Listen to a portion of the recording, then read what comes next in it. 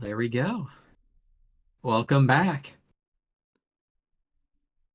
That sounds so good.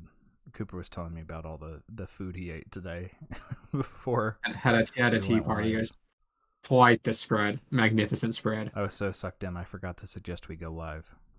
And then we played a bunch of dominoes, Mm, which was quite fun. we were It doing. was like this. Oh, sorry. Go ahead. I was just gonna say it was like this setup where you like had different trains of dominoes going in different directions. I never played that version before. Oh, is that what's it called? Is that Mexican train dominoes? Yes, yes, that's what it's called. I think I played that once. That was years and years and years ago, though. We were doing Yeah, it's my. Scrabble the other day. Ooh, it's been a while since I played Scrabble. I lost really hard. I'm also very bad at Scrabble. I play my Yeah. grandma sometimes, and she always completely whips me. We're because I brought it from my dad, and I was looking at his score, and I'm like, so you beat me by like 50 points, but you lost. You would have lost my father by this point by 16.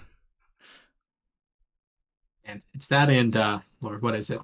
My sister-in-law, we sometimes play bananagrams together. Have you ever played that? I've not actually. What is bananagrams? It's kind of like speed Scrabble, where like you get a bunch of letters, like, and you all flip them at the same time, and you have to use all the letters to make words, or like you have to use like all but two or less of them. Mm-hmm. So it's kind of like speed Scrabble basically. And she is so good at it. Like I never get through half my letters before she's already done. That's insane. Um, so it's actually like harder Scrabble because you don't have time to think about it. Scrabble's I'm hard already pretty enough bad at as Scrabble. is. Yeah. Scrabble's already pretty hard. Partway through, I had to pull up my phone and open the Scrabble dictionary because I'm like, I don't know the rules well enough. Apparently, acronyms are allowed. I didn't know that. Oh, really? Yeah. Well, that'll be my advantage next time, and I'll still lose. Yeah. Well, because there was one where I could get a triple, and if I had VINs, like vehicle identification number, and I didn't think that was legal, but the website I checked said it was. Hey, well, it's legal by the rules. You gotta get to play it. Yep. My dad was like, "Do you want my Scrabble dictionary?" I'm like, "No, we don't need a Scrabble dictionary. We're not going to go that hard."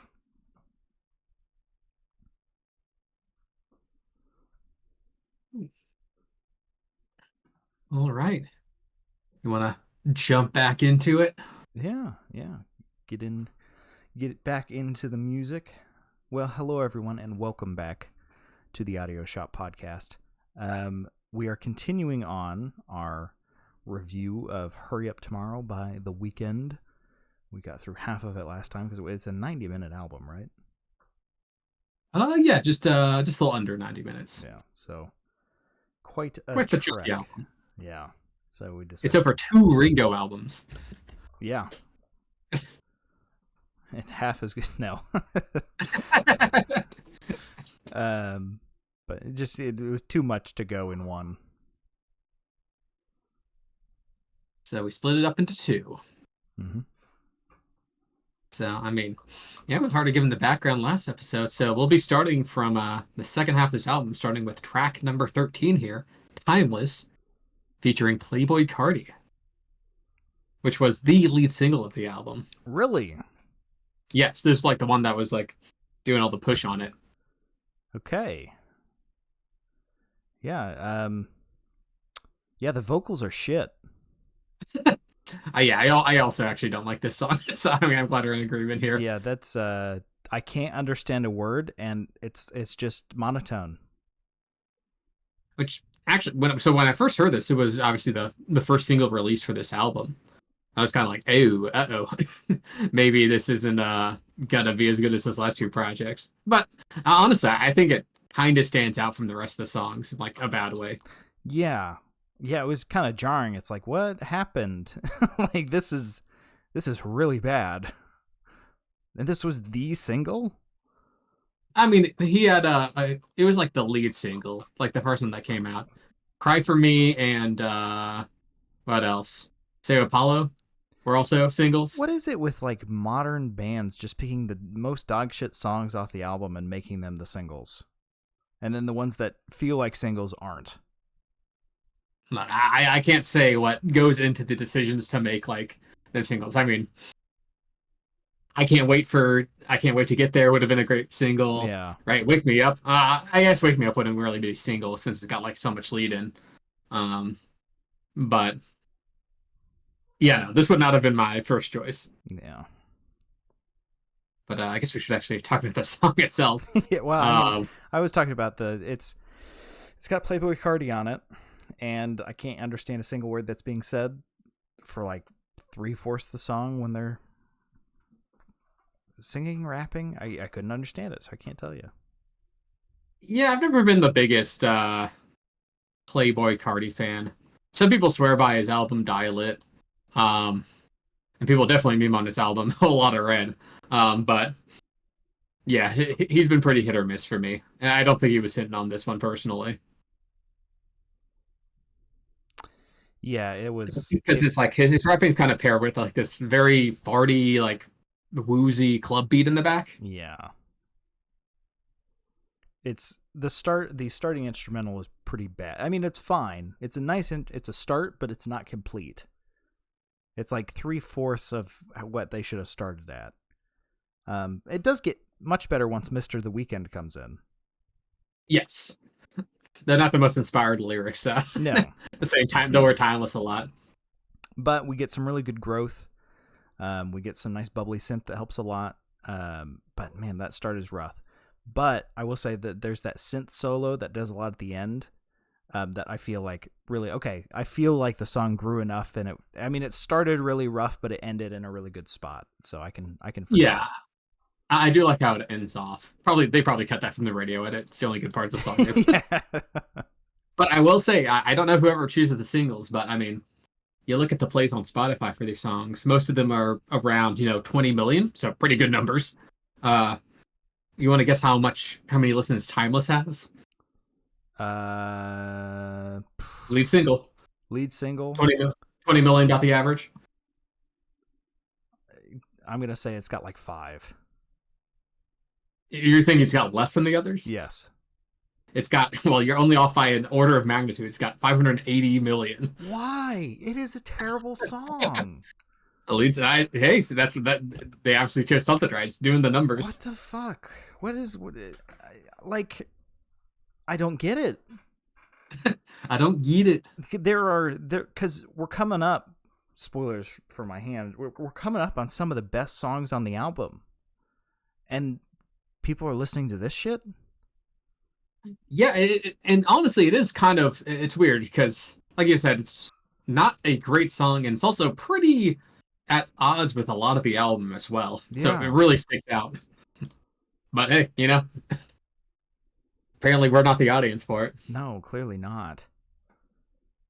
Jesus Christ. Well, do you want to go into the next song then? That's depressing. Yeah, jumping to track 14. Yes, track number 14, Niagara Falls. Which brings back the chipmunk vocals from earlier in the album. Yeah. It's more of that chipmunky sampling. Which I think is used fairly tastefully here. Yeah, normally I'm not a too big fan of sampling, but this one it's done very well up until a point later in the song that I'll mention when we get there.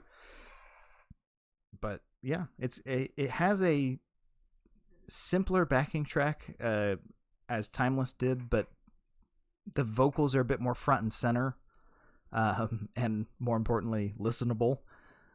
So it feels the start of this, even though it might have a little less going on, it feels more complex and better.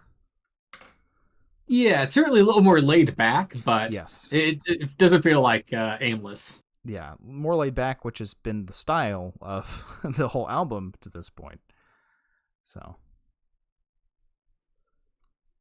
and it just have like kind of this interesting, around like the 3:30 mark, kind of synth wavy glitchy lick that goes on. Mm-hmm. Kind of switches a completely different vibe, actually. You're talking about the end of the song? Yeah, like from 3:30 onward. Yeah, before that, we got a little bit of popping synth coming in on the chorus, which goes nicely with the far fade vocal accompaniment.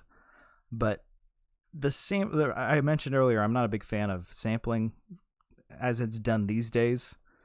But I was a big fan up till 320 when they did like the fast repeats. It wasn't not when they started speeding it up. I like that part, but it was just they were hitting it like too frequently. It's like, okay, calm down, don't break the button. And then it's the sampling speeds up into giving us some nice Miracle Musical Disease. Haven't mentioned that in a while for the ending of the track. Yeah, it does just kind of break into a different track, but it's like it's basically just a lead into the next track. Yeah, tacked onto the end of the other song, but it's nice. Yeah, because if we want to go straight into 15, since it's got quite a bit of rollover here. Yeah, track number 15, "Take Me Back to LA." It's real nice synthwave sounds on this. Yes. This one definitely goes a little bit back into Blinding Lights era, kind of. Yes. Very synthy, and very synthwavy. I feel like this has been built to quite a bit. The previous tracks had some really good synth sustains in them, and this one goes all in on the synth. Everything in this is synth minus just a little bit of that drum pad. Which at this point it feels a little bit earned. I mean, we're pretty deep we're 15 tracks deep in the album, right? And obviously Abel's used the sound prolifically before, so no, him holding it back a little bit, I think was worth it. Yeah, no, and plus kind of sneaking different instruments and styles into the previous tracks to kind of build to this, I felt did great. Because we get that minute rollover from the last track that kind of, it is jarring and sudden, but you've heard these sounds up to this point, so it doesn't feel out of place. Excuse me. Yeah. And it also kind of breaks open, progresses a little bit after the 3-minute mark. Mm-hmm. So got a little song progression there as well. And the outro for this one is great too. Everything, the vocals drop out, and it just kind of lets that really nice complex synth shine through. I really love the composition of this one. Yeah, no, it's a good song. Uses the vibes right. Well, jumping to track 16, yeah. Yeah, track number 16, "Big Sleep," featuring Giorgio Moroder. Yes. Who does that name ring a bell, Sam? Yes, it does. Quite a famous man. The father of techno, in a way. That dude's like in his 80s. Yes, I believe he's 84. Yes, he is the OG. Yes. And now, where have we reviewed a feature of his before? Do you recall? Well, he has the vocal lines on. Was that Random Access Memories, or is that one of the? It was. Was it? It was Homework? Random Access Memories. But did he actually work on that track? Well, it says that he features his monologue. Yeah, I don't think he. But I think he monologued for that track. Yes. I mean, he didn't work on it, but this is actually his work. The track in question is called Giorgio by Moroder. Yes. Pretty on the nose, obviously. But this one is actually him doing composition and such on. And holy shit, everything I said about the last track is blown out of the water, because this is an insane song. Yes, which, I mean, kind of shout out to the Weeknd here, where obviously he's been wearing his influences on his sleeve. Yeah. And obviously a lot of like 80s synthwave, comes from the early like Euro, the Euro disco and electronic dance that Giorgio kind of pioneered. Mm-hmm. So this is kind of like him really, bringing it back to like an original right here. Yeah, it's in. And the jump in quality is insane as well. I know I was complaining about the dip in quality from the first track to the next couple, but we've been kind of building in complexity back up to this, and it's just it's beautiful. We've got some really beautiful synth sounds, and we even get some vocoder in there, which I was a big fan of. Oh yeah, that was definitely a Giorgio yes. addition. Yes. I could I felt like anything I wrote was not good enough at describing the depth and sound of this. It's so dense. There's so much going on. Yeah, it definitely does some. It's got like this very glitchy opener Mm-hmm. where it has like this nice, relaxed instrumental that kind of melts away into this more cinematic synth breakdown. Very like theatrical, spacey vibes. Yeah, I can't describe it. I was just kind of sitting there. I'm like, yep, this is probably the best song on the album. Yeah, I think it definitely has a little bit of that throwback vibe to it, but Mm. obviously some modern production to back it up.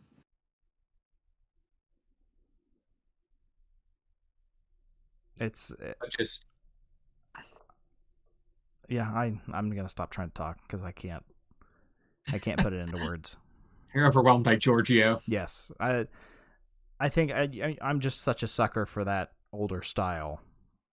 I think is what makes it difficult to compare it to other things on the album where it's like, well, this just stands head and shoulders above everything else. Yeah, Giorgio has obviously been very prolific, and the pairing of like modern production with his like kind of very in your face and sound Mm. is nice. Fun Yeah, fact: he composed the soundtracks for Superman 3, Scarface, and The Neverending Story. So interesting. three very different Maybe films. not the best use of his talents, but hey, whatever puts food on the table, huh? But yeah, Yeah, he still very got it. interesting film. Jumping to track 17, if you're ready, Coop. Yes, track number 17, Give Me Mercy.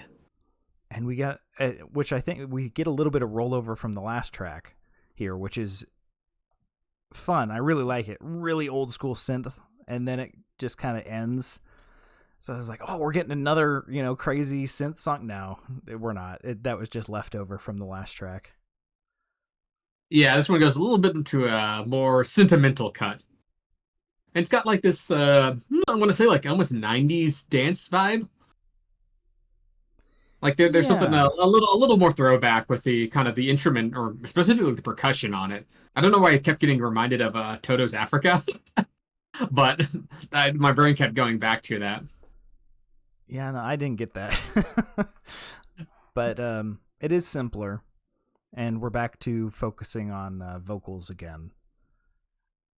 And I was thinking, while I'm sad that the complexity's gone, this is still the backing track on this, at least, is still quite a bit better than a lot of albums we've listened to. Growth issues aren't really a thing on this album compared to most albums these days. Yeah, no, I mean, obviously he had a lot of producers working on the sound, but I Mm. think it still ends with a pretty, um, it doesn't become a hot mess, right? No. There wasn't too many cooks in the kitchen. At the very least, Abel was able to steer them to a consistent sound. Yeah, it definitely feels like he was the lead producer and everyone else was advising. Yeah, no, I mean, so maybe a little standard delivery on this one, but I think the song has some oomph, especially with that bass in the background.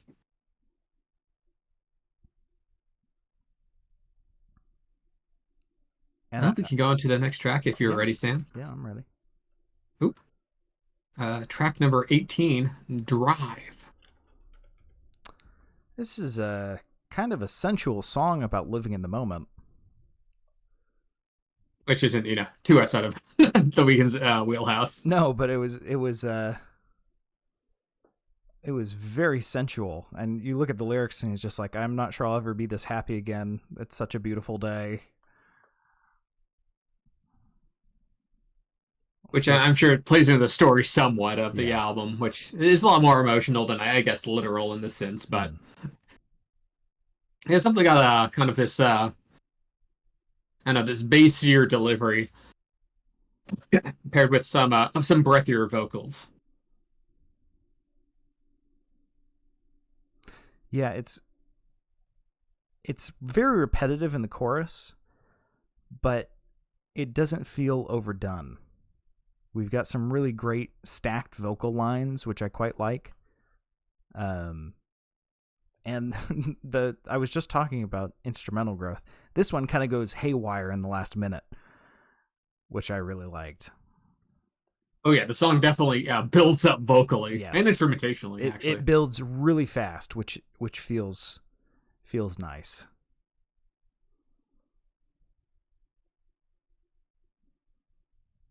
so yeah, even maybe the more B-side cuts here are still getting some love, which I appreciate on the production side. Yeah, I don't know if it's you agree with this, but I definitely feel like this B side is better than the A side. I'm not sure if I can 100% agree with that. I mean, I think you could probably make a strong case for it, though. Maybe there's like a little lag in the middle, but Maybe this is closer to A, B, C, D sides. You know what I mean? yeah, I guess so. When you have 22 songs, Yeah, I feel this like isn't fit on a single vinyl. A side is okay, B and C sides aren't great, and then D side's pretty dang good. I like But B-side. Well, I guess it depends on where you cut it off. yeah, very subjective there. Jump to track 19 if you're ready, Coop. Yes, track number 19, The Abyss. Get a bit of a low key start with this one, which we then launch into like a gradual speed up in tempo that I kind of help. If I can talk, kind of hoped would keep speeding up. It wouldn't ever reach a plateau. Yeah, and it kind of has this cascading piano line as well. Mm-hmm. So there's definitely like this kind of almost like, yeah, like I said, galloping or speeding it forward vibe to the beginning half of the song. But once it plateaus, we get kind of like it's all very echoey and distant, and that's immediately ruined when the drum pad comes in at 220 and is mixed way too high and too sharp. Yeah, that drum pad. I'm glad you mentioned that. That drum pad was very in your face. I was like, whoa, okay, everything has echo on it. That that hi-hat has none. Back up. You're sitting too close. Yeah, and then we also get the we get the Lana Del Rey jump scare, like right at near the end of the song. Yeah. Which I do like her music. Yeah. And overall, I think this is I quite enjoyed the song minus that drum pad. That was just like that was an anomaly. I feel like everything else on this album has been expertly mixed. So that one was like, ooh, how'd they miss that? That was kind of right in your face. I did laugh because Lana Del Rey has a pretty like higher pitched breathy delivery. Mm-hmm. So she's like the exact same register as Abel. Yeah. which is kind of funny. But I think it's a good enough feature there. Yeah. Definitely not the worst on the album. No. Jump into track 20 if you're ready. Yes, track 20, Red Terror. Sorry, I'm have to put some boot blop synth before it gets into the actual song. Yeah, it's quite stripped back for how far away the vocal performance is, but I feel like it all is just kind of building to that one drop near the middle-ish point of the song. Yeah, certainly starts to go a little bit more into the synth club, backing. It just has this like heavenly chorus element to it. Mm-hmm. That kind of fades and dissipates in the background, which I like. And then it goes into a breakdown. The spoken word passage. The spoken word passage, which is quite emotional. But for me, it's too close to the mic. It fits with the performance, but for me it made it hard to listen to because you get a lot of mouth sounds, you get a lot of right in your ear kind of stuff. Yeah, it's very whispery delivery. Yes, and I've never been a fan of that kind of thing. That's a personal taste. I agree that it fits really well with the tonal and delivery style that was being targeted. Doesn't mean I have to like it. That's personal taste.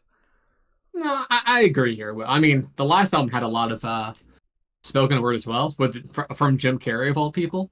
But he was almost giving like a more like radio show like kind of vocal inflection, right? Mm-hmm. Where it wasn't quite as whispery or in your ear, which I preferred. But jump into 21 if you're ready, Koo. Yes, track number 21, Without Warning. And I agree with the title. That cut from the last track was very sudden.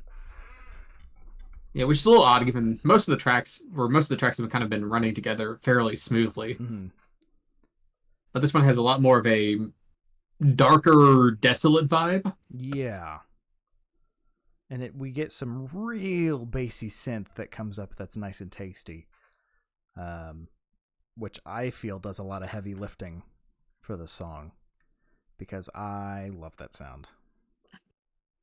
Yeah, and there's also like this like very distant like crowd noises. That comes up as the song goes on. Yeah, which almost adds the lonely aspect of the song. Mm-hmm. You know, loneliness and fame, Sam. Which has kind of been a theme on several of his last albums. Yeah. I can get that.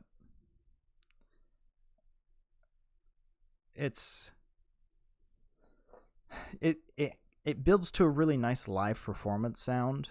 And with the real crowd sounds, but I think the best, not the best part, but the stylistic choice of cutting it all off, really harsh cut to the cheering was, and there's this very slight echo, so it's gone. It's not just stopped. I thought that was a very good touch. Yeah, quite intentional, and makes it very like disconcerting, like intentionally. Like, what does the crowd do to someone? Mm-hmm. And especially when it's like just a hard cut off there, not a tapering off. Mm-hmm. Probably why live shows don't just end like that, where it sounds like everyone's dying. Yeah. But we can jump to track 22 if you want, Coop. Yes, track 22, the last track on the album. The titular track. The titular track, Hurry Up Tomorrow. I kind of like people doing either the first song or the last song as the titular track. Just slapping it in the middle feels kind of weird. Yeah, it makes it feel like, I don't know, particularly meaningful if it's like somewhere like at the beginning or end. Mm-hmm. And this one, I felt that the whole album was building to this track. At least this track gives that impression. You start with some really simple piano and hard focus on the vocals. Yeah, very vocal focused. Which a little bit of synth, but yeah. But mostly like piano coming through. And I quite like that because I felt this performance was much more emotional in the performance and lyrics than previous tracks. I felt like there was a lot of, this is an artistic piece, but it also feels like this is the one he wanted to write, Well, this is actually the only song in the album where he's the singular writer. Okay, yeah, that makes a lot of sense. And a couple interesting tidbits I found was, this is supposedly his final album under the title The Weeknd, right? Really? Okay. Like, that's what he said. Like, going forward, it'll just be under, his name, Abel. Interesting. Okay. But also, I didn't realize this until I read this somewhere. Supposedly, the like final bit of the song is like very similar to the beginning bit of his first song on his first Weeknd album.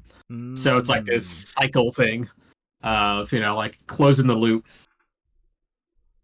So I think it's very personal for him from that perspective. It really comes through in the performance and the lyrics. It almost, I'd say it's not almost, it is good enough to make me forget some of the poor choices made earlier on. You're like, okay, this is definitely a listen to the album experience kind of thing rather than, pick and choose songs. Yeah, I do appreciate the intentionality of like this. The title track is the final song. It carries like the emotion through it from the album and ends on like what you feel is like an optimistic note. Mm-hmm. It feels like thematically closing and like also instrumentally a closer. Yes, you And got some amazing instrumental build across the song, and then it ends on an old school Wurlitzer with some light wind noise, and it's the perfect ending to the album. yeah, you can really tell that Abel like really made sure he nailed the landing here Yeah, at the end. this is one of the strongest closing tracks I've heard in a long time.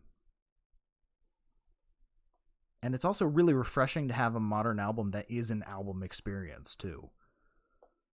Yeah, I mean, certainly there's times on this album where there's some harder cuts, but Yeah. there's a clear intentionality of the flow of this album Yeah. from "Wake Me Up" to "Hurry Up Tomorrow." Yeah.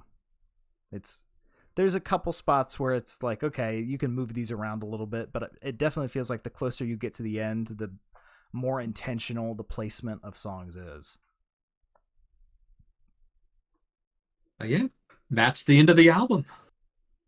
All 22 tracks. Yeah. That's it. That's the whole thing. Well, now that we're at the end here, Sam, given all the tracks we just reviewed Yeah. over parts 1 and part 2, what would you say is your favorite track on the album? My favorite track on the album has to be Big Sleep featuring Hmm. Giorgio Moroder. Moroder, however you say his last name. I'm not Italian. But that was far and away. It's the production value is insane. The depth is crazy. Second favorite definitely has to be Still Wake Me Up featuring Justice. That one is that would have been the strongest had the originator of the genre not been on the album. Right, but Justice did a very good feature there. And my third favorite would have to be Take Me Back to L.A. The Take Me Back to L.A., Big Sleep, right next to each other. That was like, okay, I'm getting into this. And then that was when the album kind of turned around for me. What about you, Coop? What would you say your favorite is? I'd probably have to give it to "I Can't Wait to Get There," which is just a great mid-track album.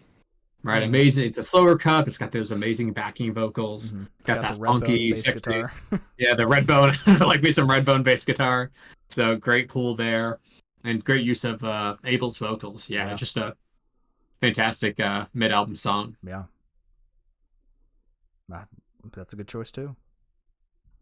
Oh, then Sam, what is your least favorite track on the album? Gee, Cooper, I don't know. Maybe the one that we shit talked for a good 5 minutes at the beginning here. It was Timeless. Yeah, it was Timeless. That's I still can't believe that's the single they decided to release first, and it has that many listens. That's just insane to me. Like obviously, I mean, it did the numbers, so yeah. I mean, I guess Abel had to give one, had to give one for the crowd, right? People like what they like, but I don't know. It's like it doesn't have any soul to it. You know. It's not. Yeah, like it definitely feels like a club beat for a club beat's sake. Of like, just don't listen to it, just kind of vibe to it. Yeah, because then you get to the rest of the back half of the album, and you're like, there's such emotional depth, and you finish on "Hurry Up Tomorrow," and it's like that. "Hurry Up Tomorrow" probably is the best song on the album, quote unquote, but it's because you went through that whole album experience to get there. It's like it's the bow on top. But yeah, I don't know. That's just kind of shocking to me that that's the favorite. But then again, we have our music tastes are from 300 years ago. So. Of course, when we found Giorgio on the road as a small orphan and raised him to learn Euro track. One of my prouder moments. Yeah, not bad for a 200-year-old, Exactly. But all right. Well, we gave our favorites and our least favorites. I think that means we have to give our final rating. Yeah, we got to rate it now. I'm pretty sure I did it last time, Sam, so I think it's your turn. Yeah. So here at the Audio Shop Podcast, we actually have a car-themed rating system. and this was developed because, as we were just talking about, we actually drove around Europe, from pretty much the 1800s onwards, just traveling and listening, finding musicians. That's how we found Giorgio, and we gave Daft Punk their first synthesizer. And that's pretty much been history. You'll never find any mention of it. You would not believe the look on people's faces when we were driving around in 1832. Yeah. 50 years before the car was officially released. Yeah, they had never seen a Honda Accord before. It was kind of weird. But it was that was a pet project that we had worked on, and we eventually sold the patent. But that's another story. But at the tip top, the cream of the crop, we've got Showroom. That's 5 out of 5, best of the best. This is the best thing you're ever going to listen to. And then at the bottom, we've got Scrapyard, 1 out of 5. Ooh, yuck, get it away from me.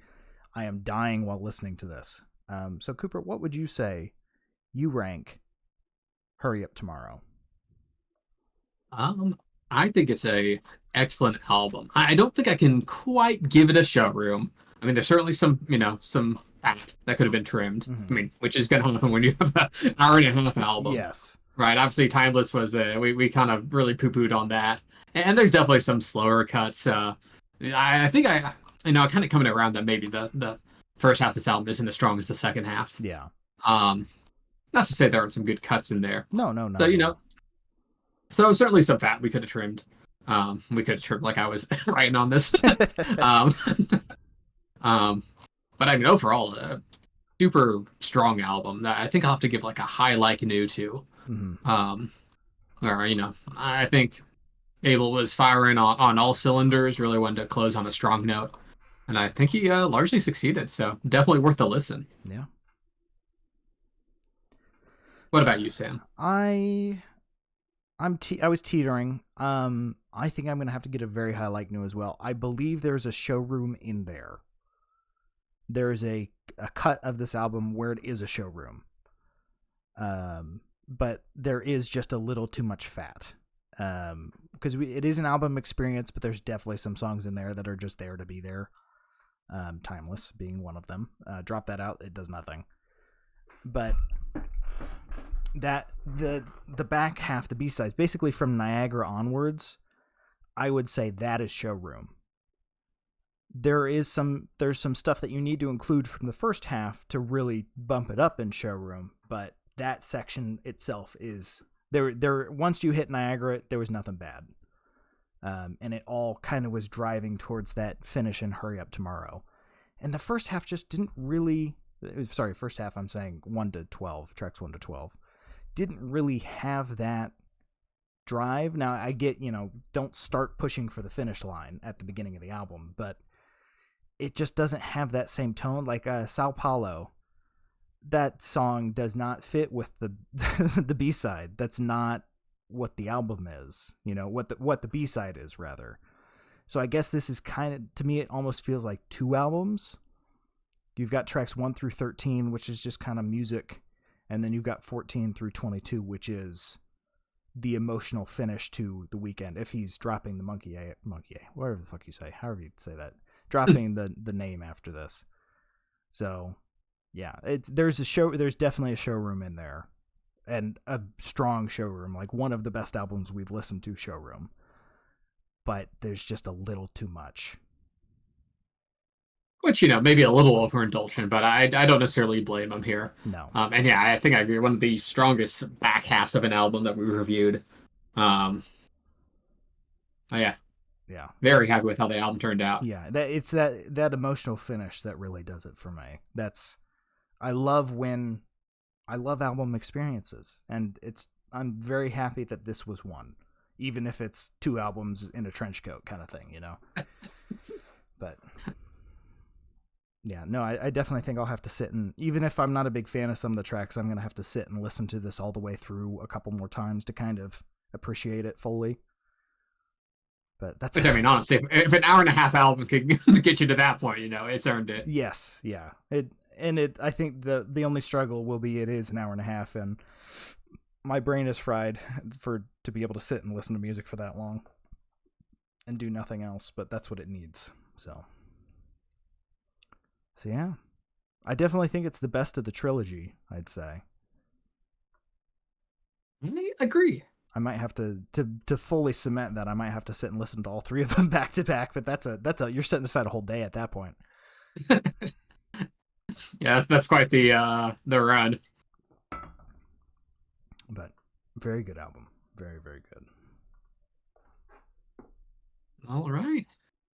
You want to roll on over to the spare tire? Yeah, just whatever else we've been listening to in the last 2 weeks. I've actually been listening to things. Oh, what have you been listening to? At your suggestion and the joy I felt when listening to Wake Me Up for the first time, I was going through Justice's discography. Ooh, okay. What'd you think? I started on Justice from 2007, and I got through about half, because I was listening to it while I was working out. I got through about half the album, and I wasn't too impressed. But some bits of it were stuck in my head over the next day or so. And then when I went back to it, it was the back half of the album. I was like, okay, I'm vibing with this a lot more now. So I listened through that, and then I can't remember if I got through all of Hyperdrama from 2024, the one they just released. But that was also quite good. I don't think I did, because the last track on that, The End, features Thundercat, and I'm pretty sure I did not hear that. So, but the Tame Impala is on this track, this album a lot too. Ooh. So Nice. Need to finish that, but yeah, I quite like it. I think what happened towards the middle of Hyperdrama, my brain just said, "Yeah, this is good," but now I just want to listen to Daft Punk. So it does have some Daft Punk adjacent energy. Yeah, and so I went and listened to Daft Punk. But I quite enjoyed it. I will definitely be going through some more of their stuff. And then I also was listening to a bit of Lana Rain, who's the new Minecraft. Lana Del Rey? No. Lana Rain, who is Lana Del Rey, yeah. Minecraft composer. What? There's a new Minecraft composer? Well, I say new. She's been doing this for quite a few years now. But if you've never heard Pig Step, it is really good. You listen to it, you're like, this is in Minecraft? This is actually, a good song. It's no C418, I'll tell you that. But her stuff's pretty good. She did the soundtrack for Celeste as well. Oh, okay, that's a good soundtrack. Yeah. She's very skilled. She's been on a lot of stuff. Chicory, do you know that game? I don't think so. It's a painting type game. She did the soundtrack for that one as well, and she's also on Guild Wars 2. Wow. So, all right. But most famous for Pig Step. So if you've not heard that, definitely give it a listen. It came out, and everyone in Minecraft immediately decided, "Yep, this is the best song in the game now. This is the disc that everybody wants." So it was part of the Nether update, showing my nerdage a little bit. What about you, Coop? What have you been listening to? Listening to anything? Oh, yeah. I've listened to some albums that just recently released. Let's see, JPEG Mafia released a director's cut of his album, I Lay Down My Life for You. So that's an album he released last year. So it was an interesting listen. Had some rougher cuts or some different cuts of some of the songs that were previously on the album. So that was interesting. Listened to some of the album Cowards by Squid, which is kind of this post-punk album. So some if you need some punk energy in your life, definitely worth a listen. And Jack White just released a new live album. Oh, okay. For his album No Name, which I thought was pretty good. So it definitely gets a little dad rocky at times, but I think in a decent way, not an annoying way. But yeah, fairly pretty good. Let's see, was there anything else? Oh yeah, I also listened to these two different albums. The album Attempted Martyr by the band Prostitute, which is definitely not also pretty punky. Not the easiest listen there. And also for some reason I listened through the Lonely Island album Incredibad. Why? But I don't know. Maybe because I keep seeing all this SNL stuff. Oh, because it's their anniversary. Or whatever. So I was just like, I've never listened to that album. I've that is some joke music that I've never really been able to get into. Like going back and yeah, you make a throw it on the ground reference, but I go back and listen to that song and I'm like, ooh, this didn't age very well. It's just not that there's anything bad in it. It's just it definitely feels old. There's definitely some older, like early 2000s humor in it, but Yeah. there's some deep cuts that I hadn't heard before that I thought was pretty funny. My favorite might be Dream Girl, which the first half is like your typical joke song where they're describing the dream girl, but oh, she's actually wacky. She eats squirrels, that kind of thing. Mm-hmm. Inexplicably, the back half of the song becomes they just keep working into references to Chex Mix. Like it's clear they were paid by Chex Mix. They're describing how much they love it, That's pretty which is funny. actually a pretty funny joke. Um, but yeah, so that is our review. Yeah. Well, that's what we got for you. If you've liked what you heard and you want to hear some more, you can go to the YouTube, which you scroll down to click the picture of Jeff Lynne. He's got the afro and the aviators on. That'll take you to YouTube where almost all of the past episodes are. And if you're listening on YouTube and you want to hear us live, there's a link to our Twitch in the description. You can come berate us in the chat. And then on Blue Sky, Cooper will tell you what we're listening to next. Yeah, we'll let you know what we're listening to and when we're listening to it, or what we're listening to when we're listening to it at Blue Sky, or Audio Shot Pod. That's POD. Yeah. And I think we'll be here next week. I think I should be able to do it. We'll see. Maybe that's my partner's birthday, so we'll see. You got a podcast, Sam. Yeah, that's not the most important thing. Sorry. But on that note, we will see you next time. See you later, Shoppies. See ya.